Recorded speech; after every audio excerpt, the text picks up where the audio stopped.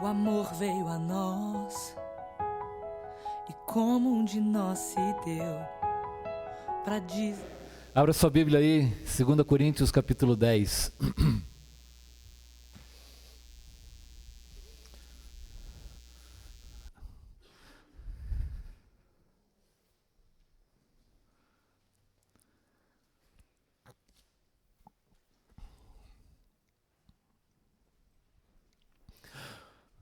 Capítulo 10 abre a última sessão da segunda carta de Paulo, que ele escreveu à igreja de Corinto.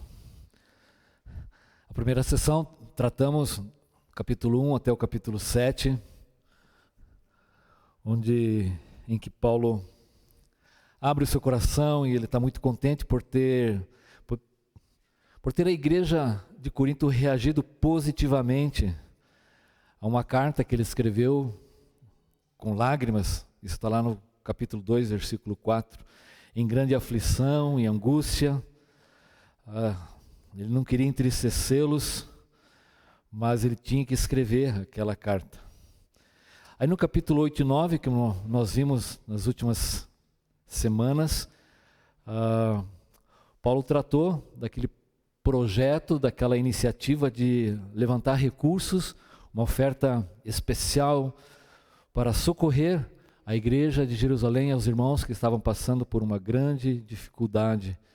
Então Paulo mobiliza e dá princípios e como as coisas devem ser feitas, administradas, todo o cuidado que Paulo coloca ali, e como isso traz consequências e frutos para a vida da igreja, para a vida dos irmãos.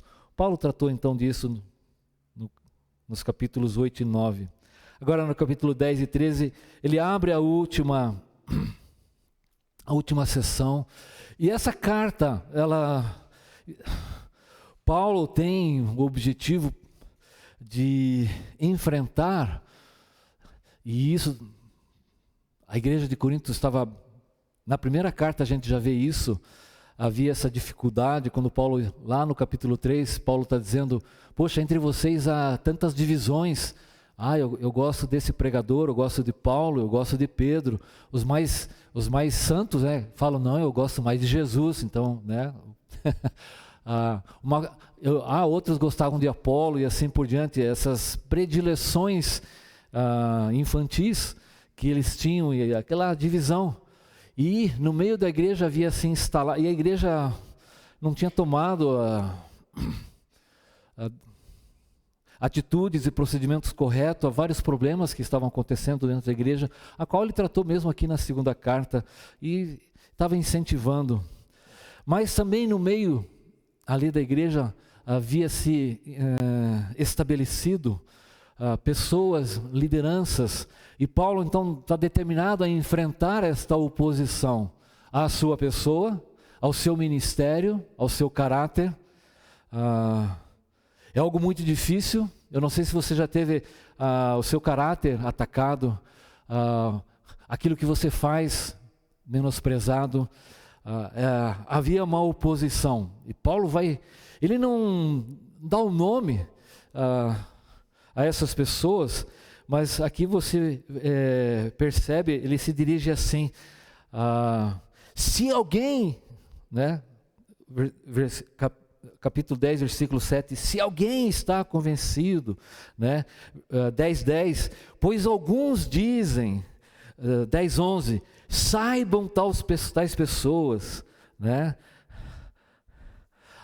no versículo 12, não temos a pretensão de nos igualar ou de nos comparar com alguns que se recomendam a si mesmo. Então ele vai falando desse termo, e a igreja com certeza saberia quem está se tratando. Ele vai usar uma pesagem muito dura.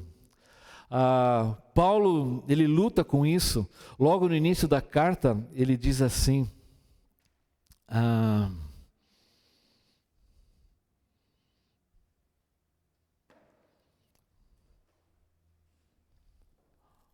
como é que ele diz? Poxa vida. Pois resolvi não lhes fazer outra que causasse tristeza. Paulo não queria de forma alguma provocar esses sentimentos, né, na vida da igreja. Mas ele tem que tratar a situação daqueles homens dentro da igreja estava trazendo grande mal.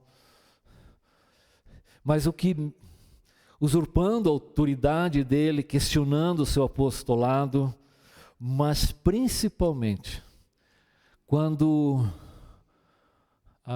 o evangelho era distorcido, isso mexia com Paulo. E ele vai usar de palavras muito duras. Ele vai chamar esses homens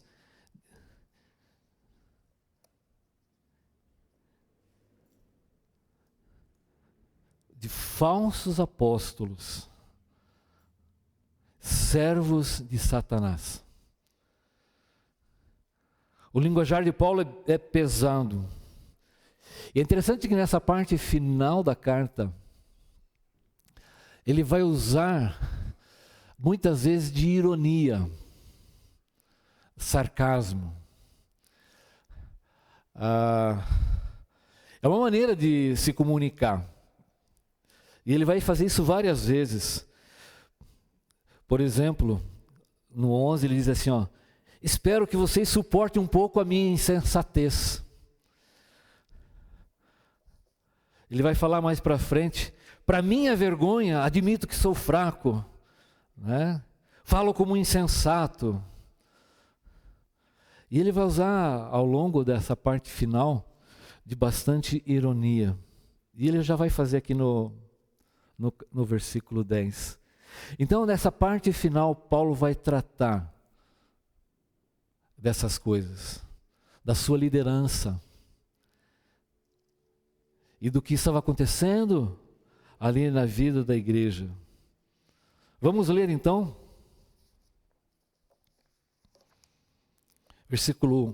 Capítulo 10, versículos 1, inicialmente do 1 ao 6.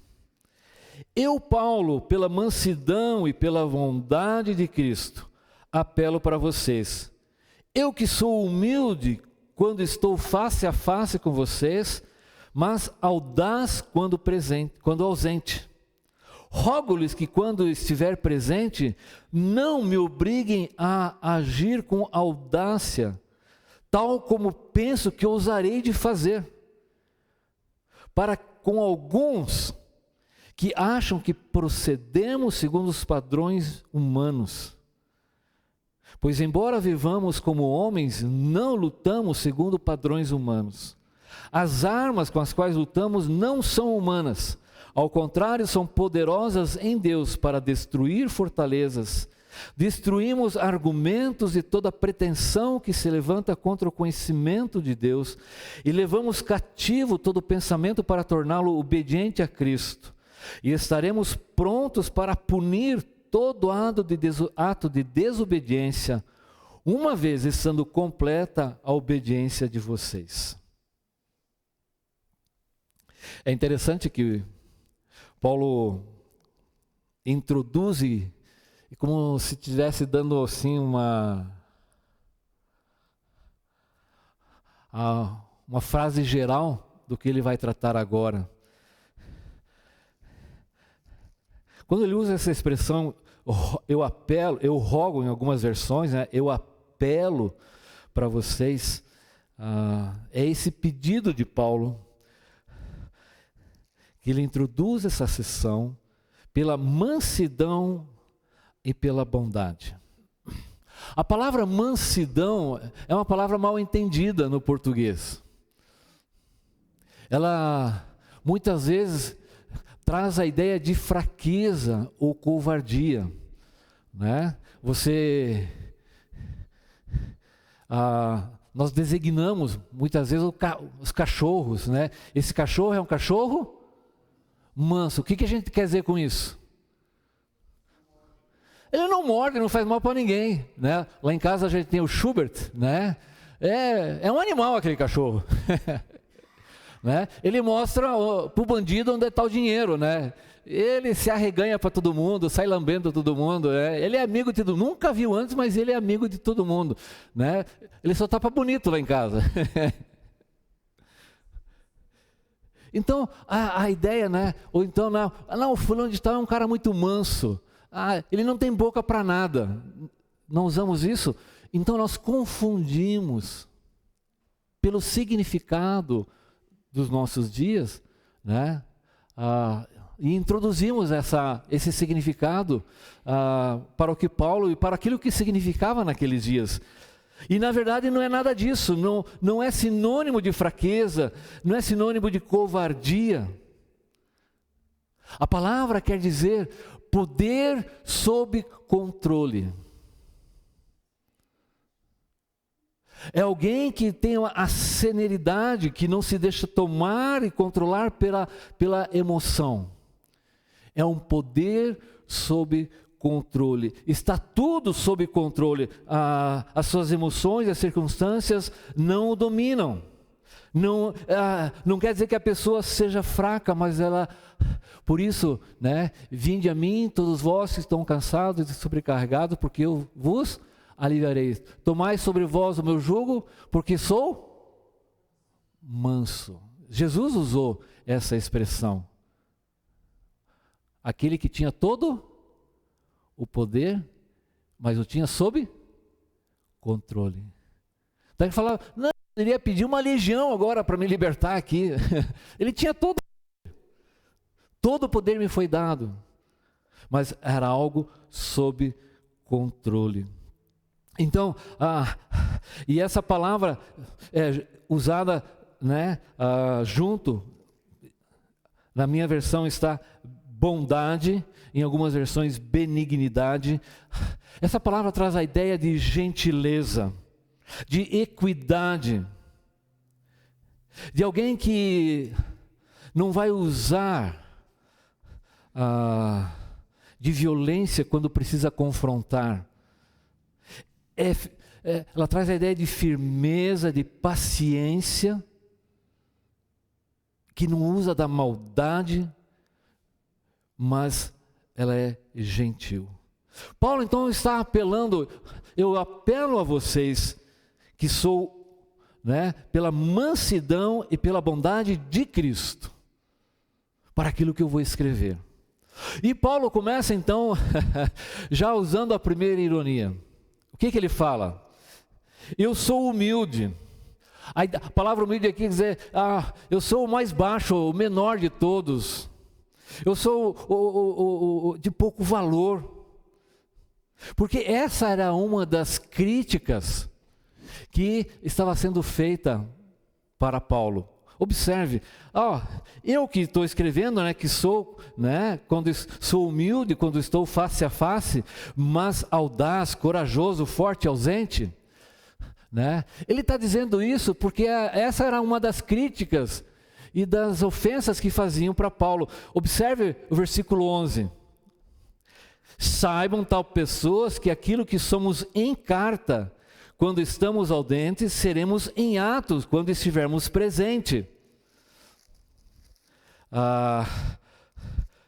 Mais para frente, olha o que ele vai dizer. Lá no capítulo 13.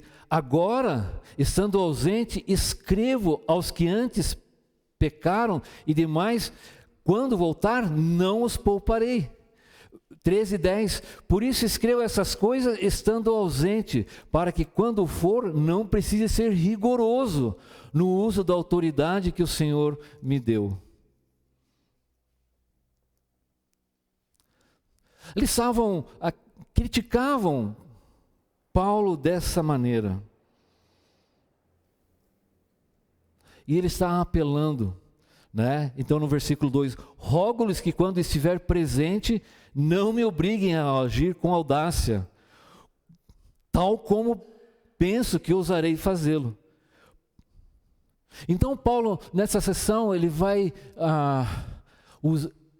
se defender e justificar dessas críticas, dessas acusações que estavam sendo feitas contra ele, né? Estavam dizendo que Paulo, ele, de alguma maneira, ele tinha duas personalidades, né?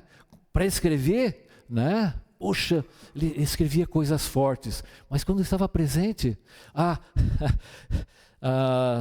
na verdade, veja o versículo 10, pois alguns deles dizem, as cartas dele são duras e fortes, mas especialmente não impressiona, e a sua palavra é desprezível. No 11:6 ele disse, eu posso não ser um orador eloquente. Então eles zombavam e criticavam de Paulo, porque na cidade de Corinto, era uma cidade muito populosa, uma grande cidade, e havia a valorização da eloquência, da erudição, da oratória. Os filósofos, eles ouviam grandes filósofos falar e discursar. Então, aqueles líderes que estavam se infiltrando na igreja, estavam zombando dele. Não, Paulo, quando está escrevendo, ele é muito macho, é muito homem. Mas quando está aqui, ele é um frangote, ele é fraquinho. Então zombaram dessa duplicidade, né, de Paulo. Nós vamos ver se a gente conseguir chegar lá a um relato escrito no 2º século, em alguns escritos posteriores, dando a descrição de como que era Paulo. Mas vamos ver não sei se a gente chega lá, né? Mas então ele usa dessa ironia, né? Vocês estão dizendo que, né, para escrever de longe assim, eu sou duro, sou severo, mas quando estou aqui, então não sou corajoso, não sou audaz. Então Paulo está dizendo, ele fala exatamente essa crítica, ele vai mostrar que as coisas não são assim, é uma percepção errada. Saibam, tal pessoas, que o que somos em carta, seremos quando presente, quando vocês. Na segunda metade do versículo 2, o que ele diz? Né? Para com alguns que acham que procedemos segundo os padrões humanos. Ele está dizendo, vocês estão me criticando, dizendo essas coisas, afirmando que a maneira como eu faço as coisas é como as pessoas estão acostumadas a fazer. Então Paulo vai mostrar que as coisas não são assim.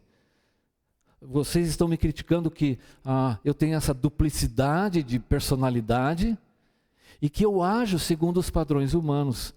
E não é assim. A acusação contra Paulo, na verdade, vamos fazer uma rápida recapitulação. Ao longo de toda a carta, Paulo vai levantar todo um conjunto de críticas que vinham sendo feitas para ele, contra ele. 1:13. Uma das críticas era que aquilo que Paulo escrevia não se lia. Ele não era claro, não era direto, ele sempre tinha segundas intenções naquilo que se escrevia. Pois nada lhe escrevemos que vocês não sejam capazes de ler e o entender. Espero que assim como vocês nos entenderam, em parte, venham a entender plenamente.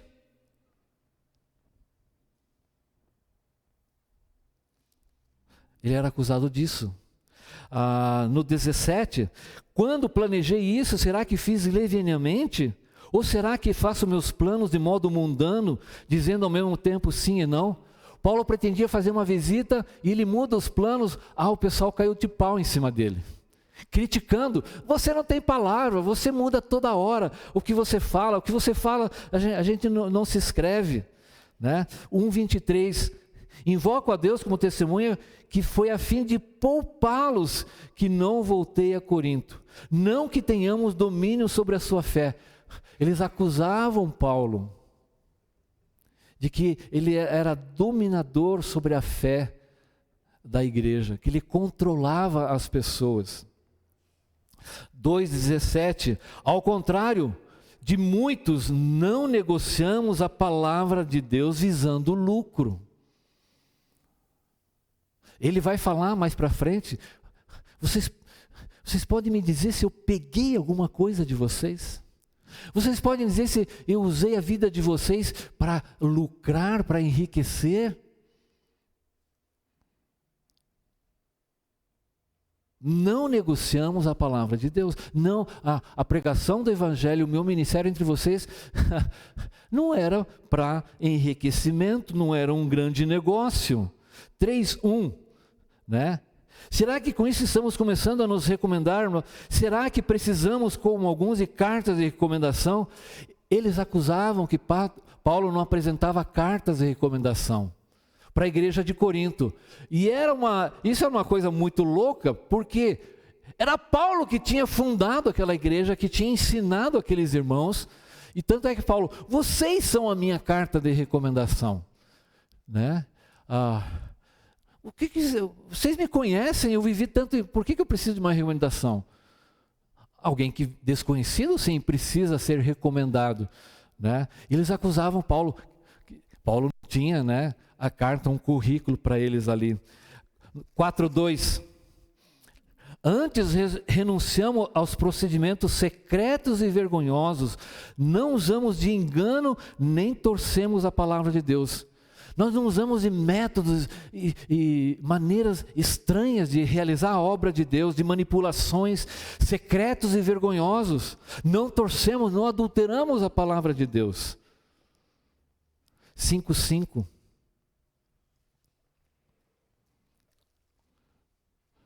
Não, 4:5.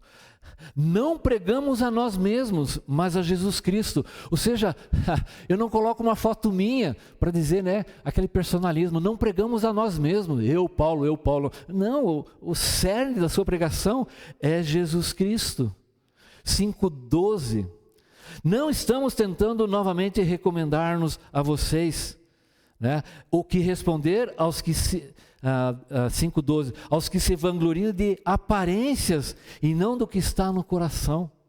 Vocês olham aquilo que está aparente, ele vai voltar a falar sobre isso logo a seguir aqui no nosso texto que nós estamos vendo. 6:3, não damos motivo de escândalo a ninguém, em circunstância alguma, para que o nosso ministério não caia em descrédito. Ele tinha um cuidado, um zelo pela maneira como ele se comportava, para que aquilo que as pessoas vissem, o ministério, a palavra, não caísse em descrédito. E hoje em dia, quando nós ouvimos, né, fulano de tal é evangélico, o fulano de tal é pastor, o que o pessoal fala? Que coisa boa, né? O cara é pastor. Qual é a reação das pessoas em nossos dias sobre o evangelho, sobre pastores?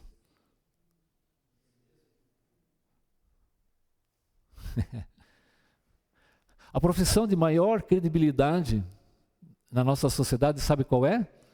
A dos bombeiros. E devem ser mesmo, são pessoas extraordinárias, né, que estão aí. Onde é que eu estou? 6:3, 7:2. A ninguém prejudicamos, a ninguém causamos dano, a ninguém exploramos. Paulo tinha esse cuidado de que de nenhuma maneira viesse essa pecha, essa acusação, essa crítica. Né? Infelizmente, nós vemos os líderes muitas vezes, né, arrancando o leite das ovelhas, a lã das ovelhas, o couro das ovelhas e até a carne das ovelhas e vende os ossos ainda. Tal é a exploração, a mercantilização da fé nos nossos dias de hoje. Paulo não é o contrário de tudo isso. O que Paulo fala é tão atual, né? Paulo então está respondendo essas críticas para que alguns que acham que procedemos segundo os padrões humanos. Versículo 3, pois embora vivemos como homem, na outra versão diz assim, porque embora andando na carne, não militamos segundo a carne. Eu acho que quem tem a revista é atualizada. Na NVI, ela já dá uma atualizada, né? Embora vivamos como homens, não lutamos segundo homens. Esse versículo, eu estava pensando, é bem interessante, né? Para mostrar com uma mesma palavra, ela recebe dois sentidos diferentes, né? Nesse texto aqui, embora militamos na carne, né? Não tem nada a ver com gaúcho e churrasco aqui, tá, gente? Embora militamos na carne, ou seja, eu sou uma pessoa, sou um ser humano, sou um homem, não militamos segundo os padrões humanos, segundo esse jeito humano de fazer as coisas. Não é a minha maneira de fazer as coisas.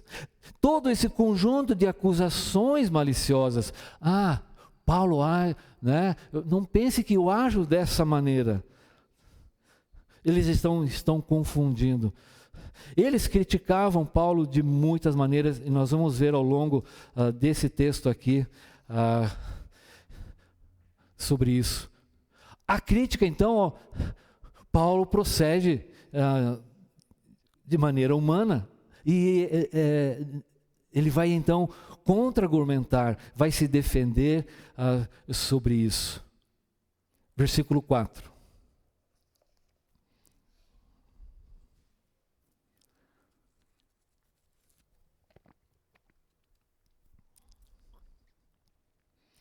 Pois as armas de nossa milícia não são carnais, e sim poderosas em Deus, para destruir fortalezas, anulando sofismas e toda altivez que se levante contra o conhecimento de Deus, e levando cativo todo pensamento à obediência de Cristo, e estando prontos para punir toda desobediência, uma vez completa a vossa submissão.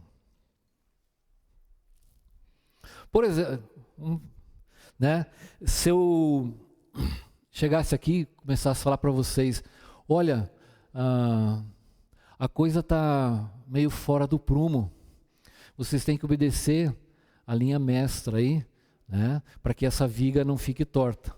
Que tipo de linguajar eu estou usando? Menos o Alivino. Que tipo de linguajar eu estou usando? Linguagem de engenharia, de construção, linguagem de pedreiro, né, Alivino?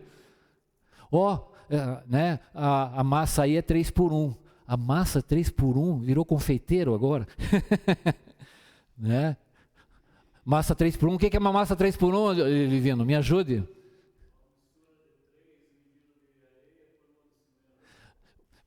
O pedreiro, você não precisa explicar isso.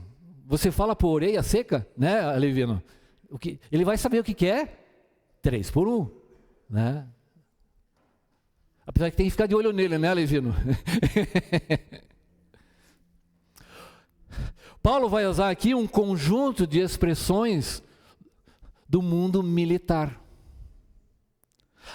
né? Embora ele fala assim, as armas com as quais lutamos. A palavra na revista atualizada é milícia. Literalmente é guerra, campanha militar. Paulo, todas as palavras que ele vai usar do versículo 4 ao 6 de uso militar, da caserna. Essa é uma palavra tipicamente militar, né? Caserna, né? Aquele lugar onde os militares reúnem e trabalham, né? Que fala do mundo militar. Paulo vai usar esse conjunto, né? Ele está dizendo, alguns pensam que eu vivo como um mundo, embora eu viva no mundo, mas eu não faço a guerra como o mundo faz. E ele está dizendo que ele não vai usar de armas mundanas, então ele vai usar essa metáfora, né, de tentar explicar e justificar. Essa talvez seja uma das passagens também mal interpretada, mal aplicada, porque o que Paulo está dizendo, né, que as armas as quais usamos, são poderosas em Deus para destruir fortalezas, argumentos e toda pretensão que se levanta. Ele está se referindo exatamente ao contexto que a igreja de Corinto está vivendo. A mensagem dele é muito direta. As armas são poderosas em Deus. Ele não vai descrever que armas são essas. A tendência é nós pensarmos em Efésios capítulo 6, mas Paulo não tem tanto em mente Efésios capítulo 6, mas aquilo que ele já escreveu à igreja de Corinto. Porque o que Paulo está combatendo? São falsos líderes. Ele vai chamar mais para frente, todavia não me julgo nem um pouco inferior a esses super apóstolos. Ele vai usar essa expressão. Ele vai chamar de obreiros enganosos, que se fingem apóstolos de Cristo e assim por diante. O que Paulo está atacando é a conduta desses líderes no meio da igreja, o que eles estão fazendo com relação ao ensino e à doutrina, e a maneira como eles se comportam. O que Paulo está dizendo é que essas armas que ele vai usar não é para combater pessoas, mas é para combater ideias, opiniões, ensinos que estavam totalmente errados e contrários à palavra de Deus. O uso dessas palavras, essas armas são poderosas em Deus. Podemos entender melhor o contexto que está usando. Veja lá capítulo 1, versículo 17. Pois Cristo não me enviou para batizar, mas para pregar o evangelho, não porém com palavras de sabedoria humana, para que a cruz de Cristo não seja esvaziada. Versículo 21. Visto que na sabedoria de Deus o mundo não conheceu por meio da sabedoria humana, agradou a Deus salvar aqueles que creem por meio da loucura da pregação. Olha o capítulo 2, que Paulo continua descrevendo sobre isso. Eu mesmo, irmãos, quando estive entre vocês, não fui com discurso eloquente, nem com muita sabedoria para lhes proclamar o mistério de Deus, pois nada decidi saber entre vocês, a não ser Jesus Cristo e esse crucificado. Versículo 4. Minha mensagem e minha pregação não consiste em palavras persuasivas de sabedoria, mas consistiram em demonstração do poder do Espírito, para que a fé que vocês têm não se baseasse em sabedoria humana, mas no poder de Deus.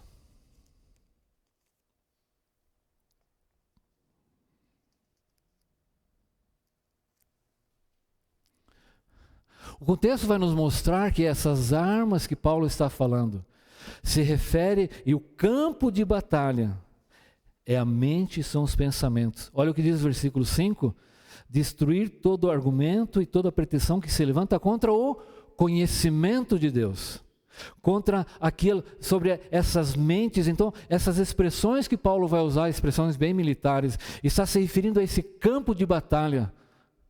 O que Paulo está dizendo é que essas armas visam atingir a nossa mente, os pensamentos das pessoas, aquilo que estava sendo, aquele produto, aquela ação, aquele conteúdo que estava sendo ensinado para a igreja. As armas que são poderosas em Deus eram para atacar essas coisas. São as ideias, as filosofias. É uma guerra espiritual não travada na carne, mas em nível espiritual de um reino diferente. O campo de batalha é a mente. E Paulo vai usar isso, as imaginações, os pensamentos. E Paulo então vai descrever. Ele usa um linguajar que era próprio daqueles dias. Os filósofos da época, os sábios, eles descreviam as suas falas, a sua batalha contra falsas ideias, a sua oratória, a sua filosofia, os seus ensinos, eles descreviam como uma guerra, como uma batalha. E aqui Paulo está se apropriando exatamente desse conceito que existia naqueles dias, e atacar essas falsas ideias. E o que ele começa dizendo? Essas armas são poderosas em Deus para destruir fortalezas. Que fortalezas são essas? Fortalezas, eles olhavam, e lá na cidade mesmo eram construções muito fortes. altamente protegidas. Algumas vezes eram usadas até para prisões, como aquele lugar inexpugnável, aquele lugar que colocava a pessoa e ela não conseguia sair do lugar. Prendia realmente.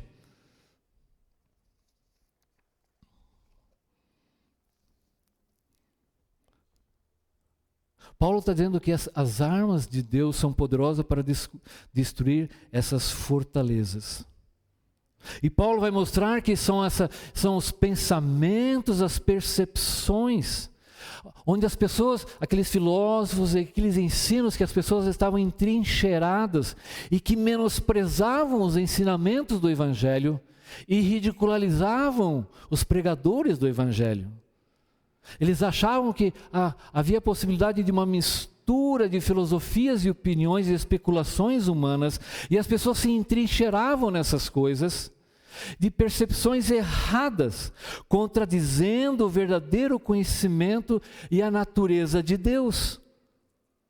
Essas fortalezas são expressas em argumentos de toda altivez que se levanta contra o conhecimento do Evangelho. Destroem a maneira como as pessoas pensam, seus padrões de pensamentos pecaminosos e a estrutura pelas quais as pessoas levam as suas vidas. Então, as armas poderosas eram que Paulo está usando, né, que eles tinham esse método, esse pensamento humano, né, de uma verdadeira fortaleza que teimosamente se enraizava no coração das pessoas. E ele continua dizendo: que fortalezas são essas? Destruímos argumentos. Onde que está a minha versão aqui? Fugiu? Está aqui. Anulando sofismas e toda altivez. Essa palavra sofisma, ela tem a ideia de um raciocínio, especulações, opiniões, teorias, filosofias mundanas que eram fortalezas. E aquilo bloqueava a ação do Evangelho das pessoas. Eram revelações humanas. Filosofias que estavam ali sendo introduzidas. Era como se o Evangelho estivesse sendo misturado com aquelas filosofias que dominavam o pensamento das pessoas naqueles dias. E Paulo está dizendo que é mediante a pregação do Evangelho, por isso se fala, a minha pregação se constitui no poder do Espírito, na palavra de Deus, e não conceitos humanos. E Paulo então está falando sobre isso, né? As armas são poderosas em Deus para destruir fortalezas, destruirmos argumentos e toda altivez. A palavra altivez aqui são torre alta, aquilo que se levanta. Eram as especulações arrogantes, atitudes orgulhosas, né, que resistiam ao verdadeiro conhecimento de Deus. Era essa atitude como torres. Então, todo esse linguajar estava remetendo a esse ataque que Paulo faz, usando armas poderosas em Deus. E essas armas poderosas em Deus é a palavra. Ele quer dizer algo muito mais. Suas armas destroem a maneira como as pessoas pensam, destroem pensamentos pecaminosos e estruturas mentais pelas quais as suas vidas se pautam em rebelião contra Deus.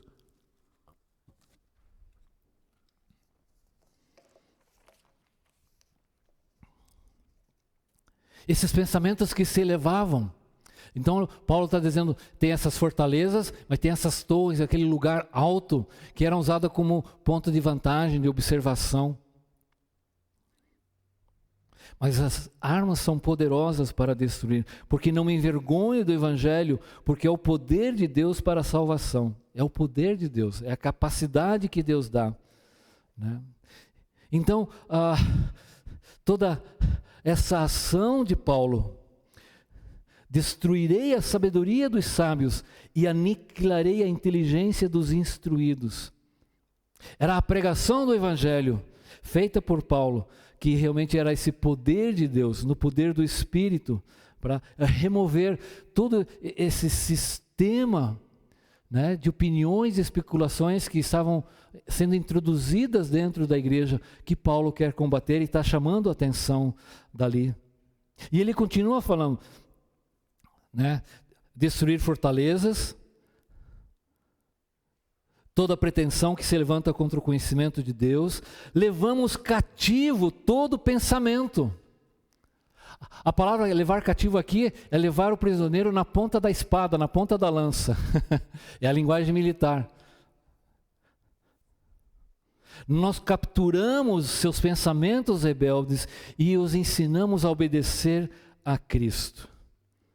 O que Paulo está querendo dizer é que essas opiniões, essas filosofias, essas estruturas são transformados e levar ao comprometimento da obediência ao Evangelho, submeter aos ensinos de Cristo. Levamos cativo esses pensamentos a torná-lo obediente a Cristo, tirar aquilo que não está de acordo com a sã doutrina, com a palavra de Deus, com a vontade de Deus, mas submeter ao controle, ao domínio da palavra de Deus, da vontade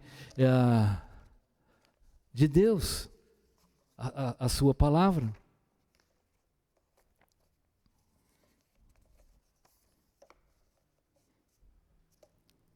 Porque as armas que Deus traz não é para...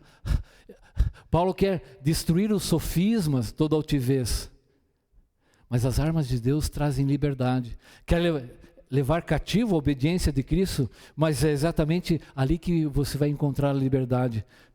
É destruir as coisas erradas, porque Paulo vai falar mais para frente, lá, veja o versículo 10, 15. Nossa esperança é que na medida que for crescendo a fé que vocês têm, mais para frente ele vai falar assim, ó, lá no 12, 19, e tudo que fazemos, irmãos, é para fortalecê-los. No 13, 9, nossa oração é que vocês sejam aperfeiçoados. No 13, 10, não precise ser rigoroso no uso da autoridade que o Senhor me deu para edificá-los e não para destruí-los. As armas espirituais, elas são poderosas para destruir as coisas erradas, mas elas libertam os homens, levam o pensamento cativo a Cristo. É aquilo que talvez Jesus quis dizer, né? E conhecereis a verdade, e a verdade vos libertará, e essa verdade é Jesus Cristo. Quando as pessoas então se arrependem, elas experimentam essa inversão no seu modo de pensar, e essas coisas, esses padrões humanos, mentais, são levadas à obediência de Cristo. É onde a pessoa então escapa da escravidão, do erro, do pecado e experimenta a verdadeira liberdade. Então, Paulo está preocupado em destruir esses falsos argumentos e levar esses pensamentos à obediência de Cristo. E estaremos prontos a punir todo ato de desobediência. A palavra estar pronto aqui, quem já foi militar, quem serviu, né, é estar de prontidão. Era aquela condição de vigilância, de estar preparado para qualquer evento e casualidade. Meu pai foi militar e muitas vezes ele ficava de prontidão. Havia uma situação no exército, né, ele tinha que estar pronto. No quartel estava tudo preparado para qualquer coisa que estivesse a acontecer, fosse um treinamento ou não, estar de prontidão, é novamente um termo militar. E ele está dizendo aqui, estaremos prontos para punir todo ato de desobediência, ou seja, tudo aquilo que não estava de acordo, uma vez completa a obediência de vocês, ou seja, vocês têm que estar completamente submissos à vontade de Cristo, para que isso que está acontecendo de vocês possa ser tratado e possa ser corrigido, possa haver disciplina, libertação. Por quê? Olha o que diz o versículo 11:4. Pois se alguém lhes vem pregando um Jesus que não lhe pregamos, ou se vocês acolhem um espírito diferente do que acolheram, ou um evangelho diferente que aceitaram, Ou seja, se vocês não se submetem ao verdadeiro evangelho, a Cristo, e como Paulo falou, e esse crucificado, se vocês não estiverem completamente submissos a essas condições, ao poder do evangelho, então estaremos prontos para punir todo ato de obediência, ou seja, corrigir esses desvios e essas condutas inadequadas a um líder, à pregação, na medida em que vocês estiverem de acordo com essas coisas. Na medida em que estivermos pensando juntos. Então, as providências enérgicas incluiria a rejeição à mensagem, ao ensino desses homens. Então Paulo está olhando isso, né? Ele não está pensando, né, no ataque.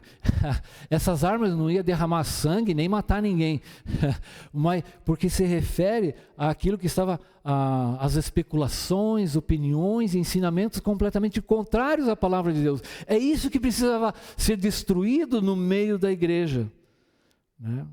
Então, se a igreja estivesse de acordo com isso, então Paulo poderia agir, né? Como ele falou no versículo 2, quando estiver presente, não me obrigue a agir com audácia, com coragem, como penso que terei que fazer.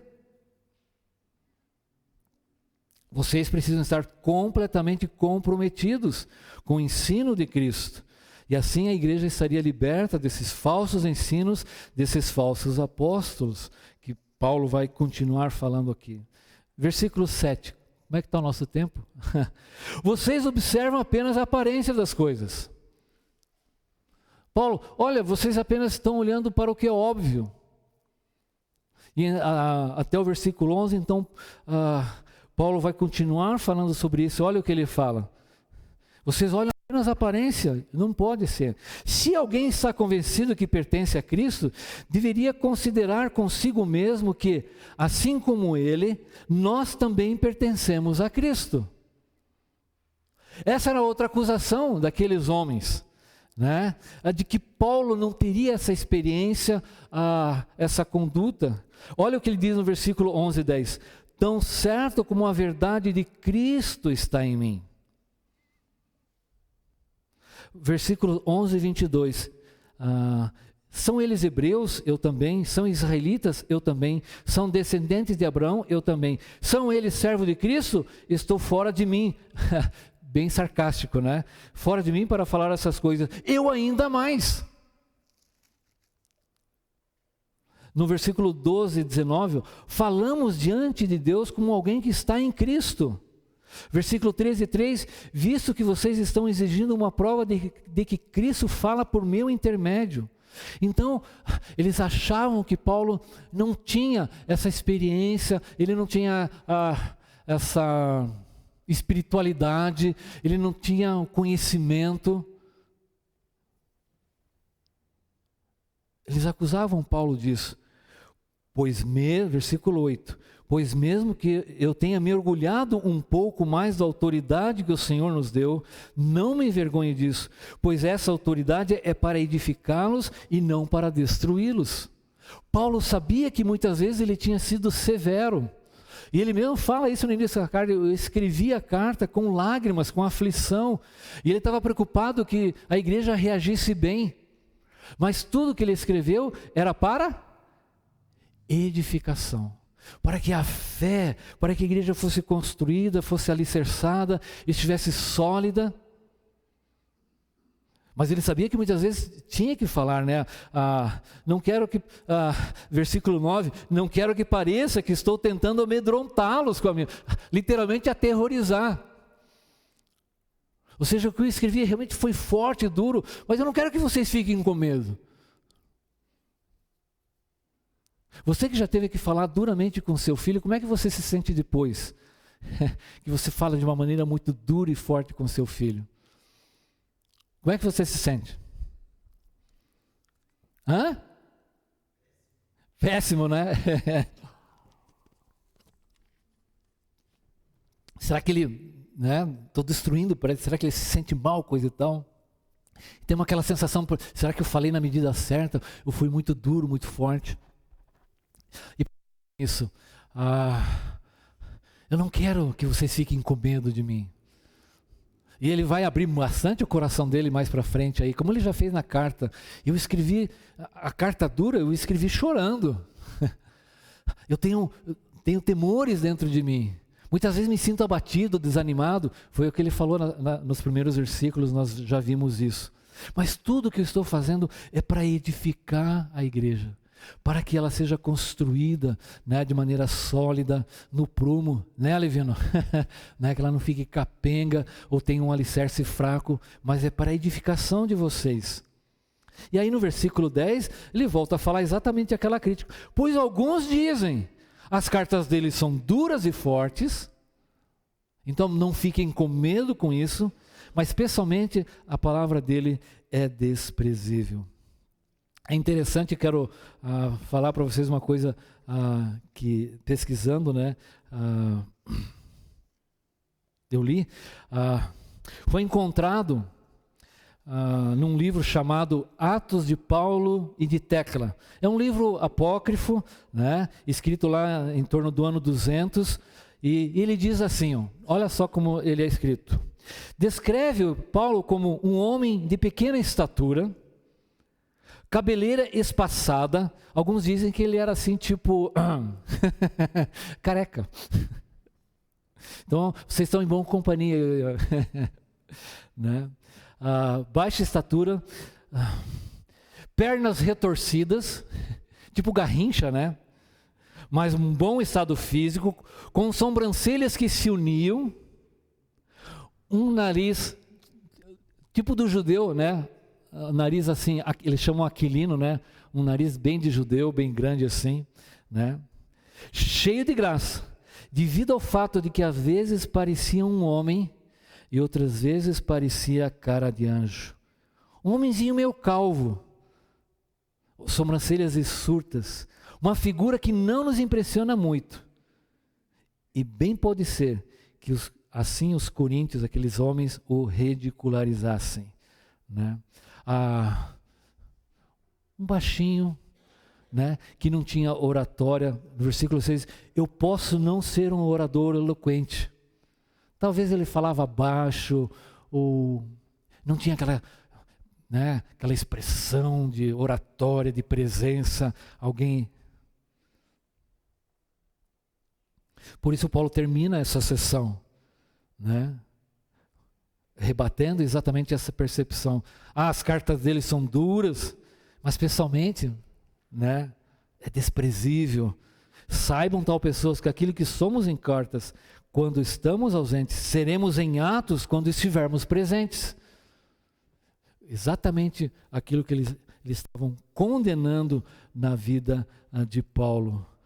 Ele não era uma pessoa que tinha essa duplicidade, apresentando versões diferentes, agindo de maneiras diferentes conforme as situações, né? Aquela mansidão e humildade de Paulo não podia ser interpretada como covardia e fraqueza, né? Mas ele está dizendo, vou conversar, mas a igreja tinha que estar de acordo, né, para que todas essas coisas fossem tratadas. Então, esses versículos mostram como Paulo está tratando desses ataques contra os ensinamentos, dessas opiniões, essa guerra que era travada na mente.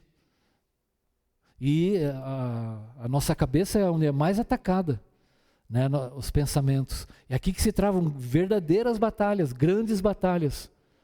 E ali estava sendo infiltrados esses ensinamentos e opiniões que traziam graves consequências para a vida da igreja. E principalmente na distorção da palavra de Deus e do evangelho que estava pregado. Por isso ele falou várias vezes na primeira carta, a única coisa que me interessa entre vocês é Cristo e esse crucificado. Sabedoria de Deus, o poder de Deus para a salvação.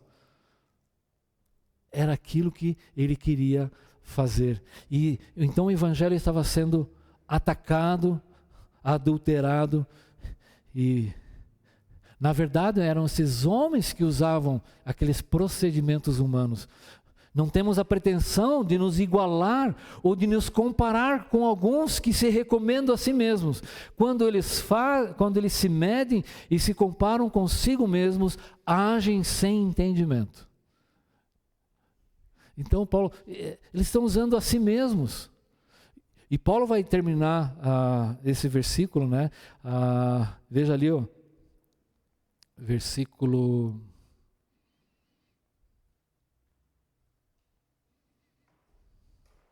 17. Contudo, quem se gloriar, glorie-se no Senhor, pois não é aprovado quem a si mesmo se recomenda, mas aquele a quem o Senhor recomenda. Então, Paulo está colocando e tentando esclarecer. Vocês observam apenas as coisas aparentes, você vê a eloquência, vocês veem essas coisas bonitas que parecem se encaixar com a maneira como vocês estão vivendo, vocês estão olhando apenas a aparência, né? Por isso, quando eu escrevi, pareceu ser duro e vocês ficaram amedrontados, mas lembre-se, eu quero apenas edificar a vida de vocês. E se for necessário, quando estiver presente, mas vocês precisam estar submetidos às coisas de Cristo, né? Porque esses homens, eles se recomendam a si mesmos. Eu quero dizer para vocês que quem me recomenda é Deus, e é com essa base que eu me apresento a vocês. Vamos orar? Nosso tempo já foi. Querido Deus, obrigado por essa manhã, pelo ensino da Tua Palavra. Dá-nos esse entendimento de compreender a Tua Palavra, de não se deixar levar por ensinamentos falsos e vãos, pensamentos que se acomodam a pensamentos humanos, que nos levam para longe de Ti. Podem parecer bonitos e até produtivos, que resolvem problemas, mas nós precisamos nos conformar, sermos obedientes e submissos à Tua vontade, ao pensamento de Cristo, à obediência de Cristo, levar que os nossos pensamentos sejam transformados e não nos deixemos levar pela aparência, mas nos submeter às coisas que o Senhor nos ensina. Ajuda-nos, ó Pai, a ter essa clara percepção do Evangelho, da Tua Palavra. Oramos em nome de Jesus. Amém.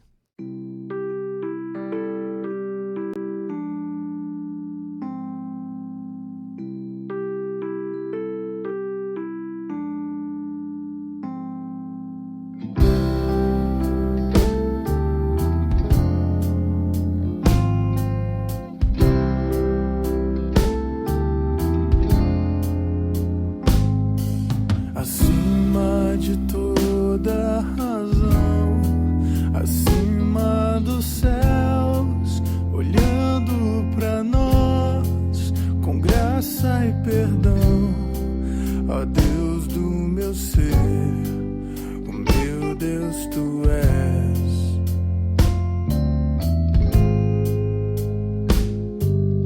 Perto e mais perto eu estou, Tua voz satisfaz, quebra e refaz o meu coração, renova a canção.